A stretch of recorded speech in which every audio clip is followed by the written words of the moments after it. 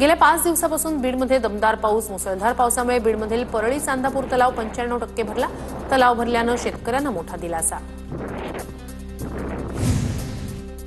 पुण्यातील घोड नदीला पूर. चांडोह लाखनगावमधील पूल पाण्याखाली. शिरूर आणि आंबेगाव तालुक्यांचा संपर्क तुटला.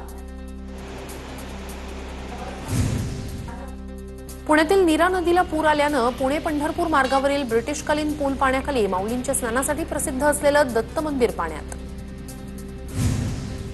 नांदेडच्या रावणगाव जिल्हा परिषद शाळेत पावसाचं पाणी शिरलं.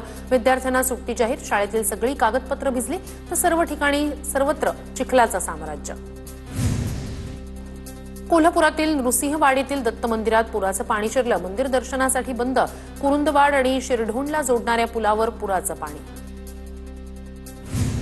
सांगलीतील कृष्णा नदीच्या पाणी पातळीत वाढ. आयर्विन पुलाजवळ कृष्णा नदीची पाणी पातळी 35.5 फुटावर. विस्तीर्ण नदीपात्रात उड्या मारून सांगलीकर लुटतायत पोहण्याचा आनंद.